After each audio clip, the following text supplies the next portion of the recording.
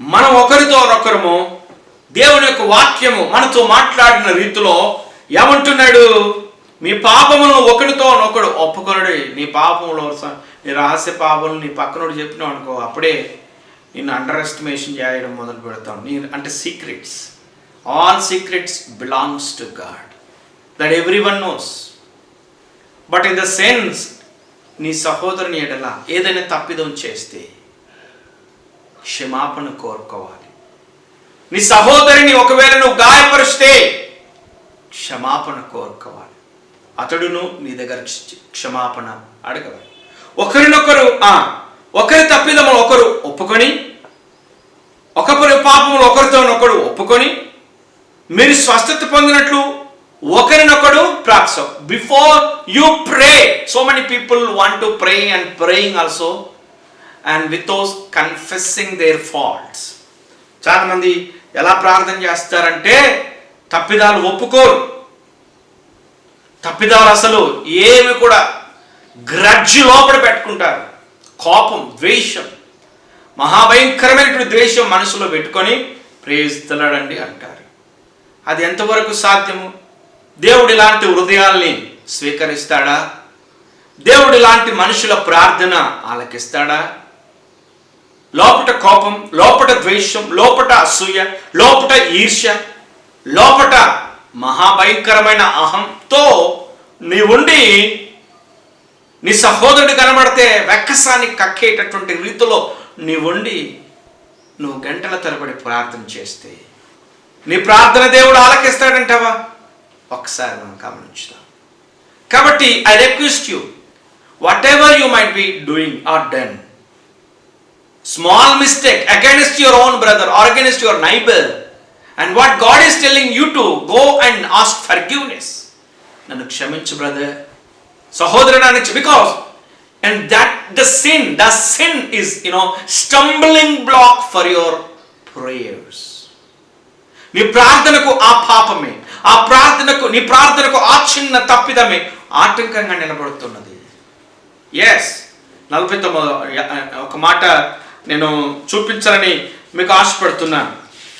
యెషయా రాసిన గ్రంథంలో ఒక చిన్న మాట నేను మీకు చూపించాలని ప్రభువును బట్టి నేను ప్రేరేపణ కలిగి ఉన్నాను. 59వ యెషయా రాసిన గ్రంథం మొదటి 2 వచనాలు.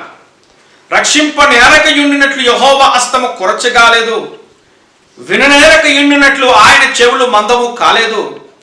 మీ దోషములు మీకును మీ దేవునికిని అడ్డముగా వచ్చును, మీ పాపములు ఆయన ముఖమును మీకు మరుగుపరచును. What happened? You've been praying a lot, you've been fasting a lot, you've been spending hours of time in the presence of God, but not confessing your faults and not asking the forgiveness and before your neighbor who are in the church, who is sitting beside of you in the church. You have a grudge in your heart, you have a hatredness in your heart against your neighbor and brother. How come you believe that God will hear your prayer? దేవుడు నీ ప్రార్థన ఎలా ఆలకిస్తాడు? నేను చెప్పటం లేదండి, దైవ గ్రంథంలో దేవుడు తన భక్తుల ద్వారా దేవుని యొక్క ఆలోచనని ఇక్కడ వ్యక్తపరిచారు. ఏమంటున్నాడు? రక్షింపకుండినట్లు యెహోవా హస్తము కొరచ కాలేదు, విననేరక యొనునట్లు ఆయన చెవులు మందుకు కాలేదు. మీ దోషములు మీకును మీ దేవునికి అడ్డముగా వచ్చును, మీ పాపములు ఆయన ముఖమును మీకు మరుగుపరచును గనుక ఆయన ఆలకింపకై ఉన్నాడు. Is not listening your prayers. You've been praying and raising your voice like anything and shouting in the presence of God, but you are not getting any answer from the Lord because you have a stumbling block in your life. You are not able to go and confess the faults that you have did against your neighbor and asking forgiveness. Brother, I did a small mistake against you, can you please forgive me?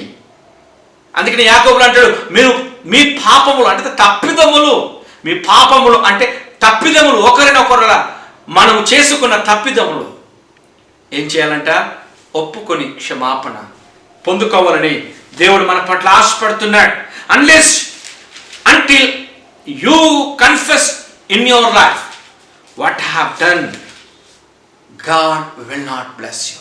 దేవుడు అందుకని పాత తిత్తులలో క్రొత్త కొత్త ద్రాక్షారసము పోయరాదు. Unless that has been removed. అది తొలగించబడాలి. పాత స్వభావం, పాత ఆలోచన రీతి, పాత తలంపులు, పాత ఎట్టెడ్నెస్ ఏదైతే ఉన్నదో అదంతా తొలగించబడాలి అని దేవుడు మనతో మాట్లాడతాడు. ఇంకోటి యెషయా రాసిన గ్రంథం 1వ అధ్యాయం 15వ వచనంలో ఎంత చక్కగా అంటాడు చూడండి ఒకసారి. మీరు మీ చేతులు చాపునప్పుడు మిమ్మల్ని చూడక నా కన్నులు కప్పుకొందును. ఇంకేమంటాడు? మీరు బహుగా ప్రార్థన చేసినను నేను వినను. మీ చేతులు రక్తముతో నిండి ఉన్నది, మిమ్మల్ని కడుక్కొని శుద్ధి చేసుకోండి. You been praying and stretching your hands towards God. Lord please bless me. Lord I have a terrible trouble falling upon me or upon my life, my and my children.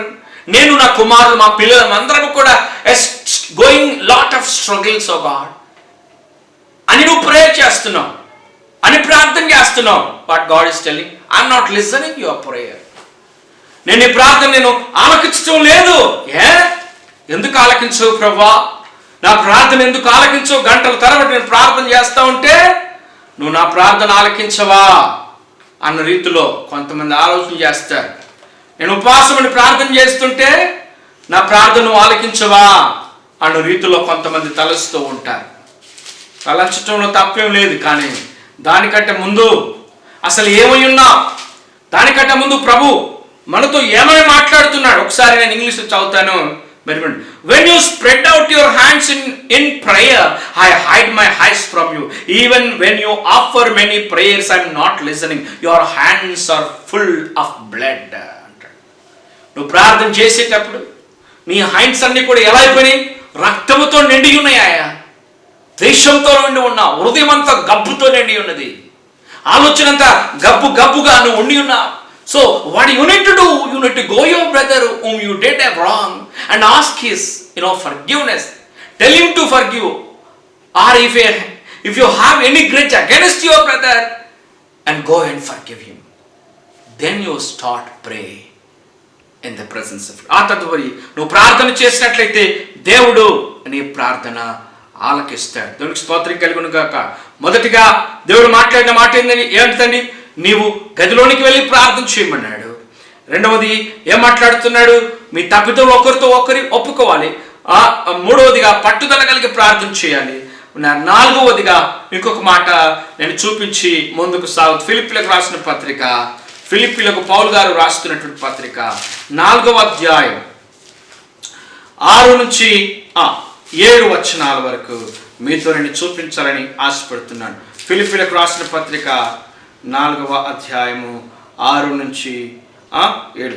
దేనిని గూర్చియు చింతపడకుడు గాని ప్రతి విషయంలోనూ ప్రార్థనా విజ్ఞాపనల చేత కృతజ్ఞత పూర్వకముగా మీ విన్నపములు దేవునికి తెలియజేయాలి. As a Christian, as a Born again believer who washed by the blood of Jesus Christ, who cleansed, who made as righteous, who received the righteousness of God, who has a kingdom mentality, that person need not to be worried అంటాడు.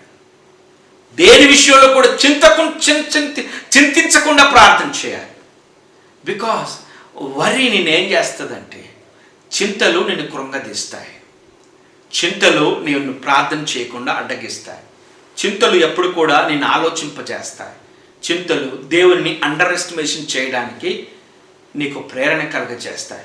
చింతలు ఏం చేస్తాయి అంటే దేవుడు చేశాడా, ఇంతగా నువ్వు ప్రార్థన చేసావు, ఇంతగా నువ్వు దేవుని దగ్గరకు వచ్చి అడిగావు, అసలు దేవుడు ఏం చేశాడని నేను కృంగతీయటానికి చింతలు విచారాలు కలుగజేస్తాయి. కాబట్టి ప్రతి విషయంలో నువ్వు దేనిని గురించి కూడా చింతించవద్దు అంటాడు. కనీసం do not be anxious about anything, but in every situation what ever the situations you are in right now, I do not know. At present, what situation you've been facing in your life, I do not know. But God is telling, do not be anxious about anything. If you don't have a financial abundance in your life, ఆర్థికపరమైనటువంటి ఇబ్బందులతో నీవు ఉన్నా, శారీరకపరమైనటువంటి అనారోగ్యంతోనే ఉన్నా, మనసులో అనేకమైన యుద్ధాలు పోరాటాలు జరుగుతున్నాయి, రేపటి గురించినటువంటి భవిష్యత్తు విషయంలో నువ్వు ఆలోచన విషయంలో తడబడుతున్నా, దేవుడు అంటున్నాడు వాటన్నిటి విషయంలో నువ్వు చింతించకు అంటాడు. ఆమేన్. చింతించనేలా, చింత యావత్తు ఆయన మీద వేడి. అందుకని పేతురు రాసినటువంటి మొదటి పత్రికలో అపోస్తలుడైన పేతురు గారు ఒక మాట ఎంత మంచి అంటే, మొదటి పత్రికలో 5వ అధ్యాయము 7వ వచనంలో, ఆయన మిమ్మల్ని గూర్చి చింతించుతున్నారు గనక మీ చింత యావత్తు ఆయన మీద వేయుడి. As a body of Christ, క్రీస్తు సంఘముగా, క్రీస్తు రక్తంలో కడగబడ్డ బిడ్డలముగా, వాట్ వి ఆల్వేస్ డు, ప్రభా నువ్వు చింతవలసిన అవసరం లేదు, మేము చింతిస్తాంలే అన్న రీతిలో మనం చింతించటం మొదలుపెట్టి ఏమవుతుందంటే లాస్ట్కు దివాలు తీసిపోతాం. యేసయ్య అన్నాడు నీ చింత నా మీద మోపన్నాడు. నువ్వేమంటున్నావు, ప్రభా నీకెందుకు బాధ, నేనే మోస్తాలే అన్న రీతిలో మన అలాగా మనం ఊహించుకొని మనకు మనమే చేసేసి ఆ చింతలు, ఆ భారాలు, ఆ మూటలు, ఆ సమస్తం అంతా నెత్తి మీద పెట్టుకొని ఆ భారాన్ని ఏం చేయాలో అర్థం కాక లాస్ట్ ఏమైపోతున్నావు, నువ్వు సతమతమైపోతున్నావు. కాబట్టి ప్రేమటి వార్లరా, ఒకసారి దేవుడు అంటున్నాడు ఆ చింతలు నువ్వు నా మీద మోపు, బికాస్ యు కెనాట్ బేర్. నువ్వు దాన్ని సహించలేవు, నువ్వు దాన్ని భరించలేవు. కాబట్టి ప్రియమైన దేవుని యొక్క బిడ్డలారా, చింత యావత్తు ఆయన మీద మోపుడి.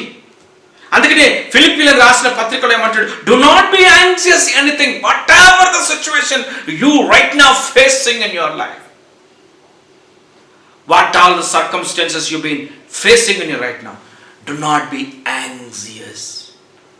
దేని విషయంలో నువ్వు చింతించవద్దు. ఆమేన్.